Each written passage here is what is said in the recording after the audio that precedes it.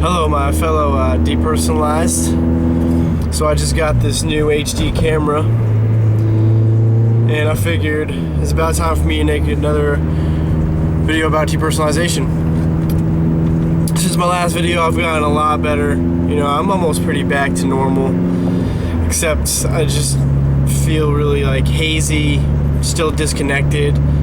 The future kind of seems pointless. I just don't feel like one with reality like, you know, you usually do if you're not depersonalized.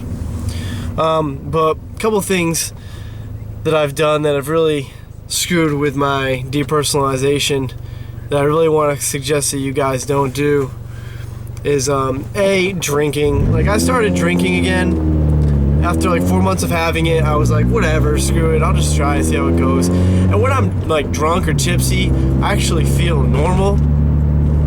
But then I'll wake up in the middle of the night and so the other night I woke up in the middle of the night after getting pretty drunk. I legit thought I was tripping. I had thought that I had took acid strips, and I thought I was just tripping sack. It was pretty bad, and it was really scary. I really felt like I was really going crazy, but I think what it was, I was still kind of dreaming in the dream state while awake, and it was just really messing with me. So I would suggest, you know, if you don't drink, or if you used to be a drinker and you want to start drinking again, just wait until you don't have depersonalization at all anymore. I mean, if you want to have a beer or two, you're gonna be fine, but don't go get drunk. Another thing is I'm not saying I did this for legal issues, but don't take any other kind of drugs when you have depersonalization. I know somebody that tried taking Molly, it's pure MDMA, while they had depersonalization, and it really fucked with them. They felt great for a while, and then when they were trying to go to sleep later on that night, it made things really bad. Another thing is Adderall. I know somebody else that took Adderall, and it really fucked with them later on in the night when they were trying to go to sleep. At the time, they feel great, but it was later on that it really started to give them a panic attack. But anyways, back to me, since that wasn't me that did that for legal issues. Yeah, I just suggest not doing that. You know, what you gotta do is you gotta stay healthy, eat healthy, exercise, distract yourself, stop dwelling on the fact that you have depersonalization. Like I said before, it's just DP, okay? It really sucks. We all know this, how fucking horrible this is, okay? Well, the people who have depersonalization, derealization know, okay? That's another thing, is I've tried to like explain it to some people, and they like, it kind of aggravates me when they try to get it, and they try to like tell me that like they know what it is, like, or they've experienced it because they were depressed at one time or whatnot. It's like, no, trust me, you have no idea, and you never will until you full on experience depersonalization. You will never have any idea what it's like, and anyone you talk to who has experienced this is not over exaggerating how much this sucks. It is fucking shit. Hell in your own mind. I wouldn't wish it on my worst enemy. It's fucking awful. But you have to realize that you're not gonna actually go crazy. You know, you're gonna be fine eventually.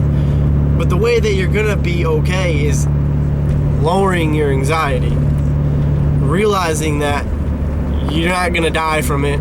You know, you don't have cancer, blah, blah, blah. And by lowering your anxiety of the fear of this, it's gonna start to fade. Like for me, I stopped worrying about it all the time, and I'm just like, whatever, let it be. I'm just gonna ride it out. Yeah, it really sucks. There's times when I still, even though I'm getting better, I feel like I can't take it anymore. But you know, I've learned to just deal with it and whatnot. And from there, I've gotten a lot better, and I'm still dealing with it. It's almost 7 months now. You know, I remember that in the second month I thought I was going to get over this, but I have relapses. And then I started drinking again, started doing other things that didn't really help it out too much. And you just can't do that. You really got to stay on a really healthy, sober path while you have this. And this doesn't mean that you'll never be able to drink again. It doesn't mean that you'll never be able to even smoke weed again. Because weed did not cause this. You caused this, not weed. Weed triggered it. Weed brought out more emotions because that's what it does. When you get high, you become more emotional about things and you feel more. So all we did was kind of stimulate the anxiety that you already had, that was already pre-existing, that you created. Now, this might seem a little forward, blunt, if you will, but this is true. What I'm going to say is true. You have a raped victim, somebody who got raped, you know? And then they depersonalize because of the trauma from it. Now, you could also have somebody else who got raped who just had a stronger mindset. Now, I'm not downplaying the severity of being raped and how awful it is. What I'm saying is somebody could have been a lot stronger in the situation, like, yeah, I was raped, it was horrible, but I'm not going to let it bring me down. I'm not going to let it stop me.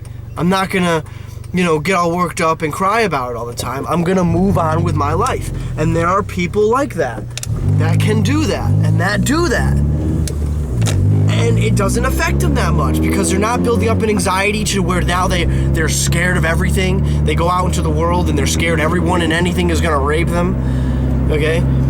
And that anxiety causes them to depersonalize. For me, my anxiety came subconsciously from weed. Weed was making me really paranoid. I'm also very into keeping up with what goes on in the world, unlike the majority of, let's say, the people in the world. So I really get to see, not firsthand, but just from research, the fucked up things that go on in this world. There are very fucked up things that you will have to be very thankful you don't have to deal with. Okay? And I wouldn't say this stuff interests me. I just like knowing what's going on in the world that I live in. And I don't like being lied to. So I would do all this research about this stuff, and it would start to scare me, and I would get high and I'd read about this stuff. And then there's other things that just subconsciously I was building up a lot of anxiety, a lot of paranoia. But still, that was just my personality. A lot of people can do these things and research these things and think about these things and smoke weed at the same time and not get paranoid about it. They can have a very good mindset about it. That wasn't my case. I triggered depersonalization, and that's just the way it happens. So really, it's all in your mindset. You triggered depersonalization, okay? The drug, you created it. I'm sorry, a drug might have triggered it, but you created it. So all this means is that you have to train your brain to have a different mindset, to think a different way. You got to start thinking more positively. You got to have hope that you're going to get over this, okay? Because you will, and you are. But the faster that you train your brain to think in a more positive way and start interacting with your reality, start being distracted by things, read a book, watch movies, watch TVs, play video games, do something that you're not going to think about DP. When you start thinking about DP, stop thinking about it. Okay? It was so hard for me to stop thinking about it at first. But once I did and I stopped worrying about it all the time, stopped worrying about if I was ever going to get out of this, is when it started to get a lot better. And that's what it all is. There's no secret medication for this. You don't need to eat super healthy, though I do suggest not eating sugars. You don't need all these sugars, especially these artificial poison sugars that are in every single food you can buy in the market, especially in America. Okay? You don't need any of that stuff.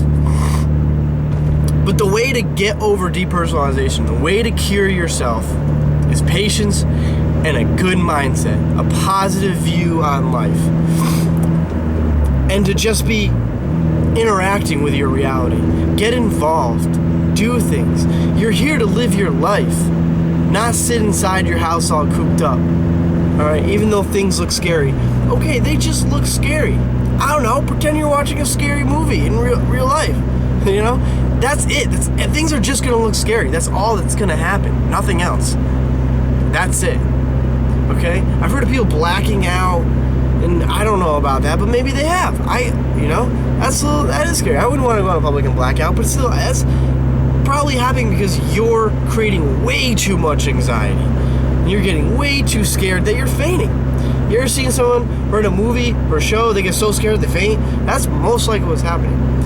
So you can lower your anxiety and stop scaring yourself so much by realizing that really nothing is going to happen.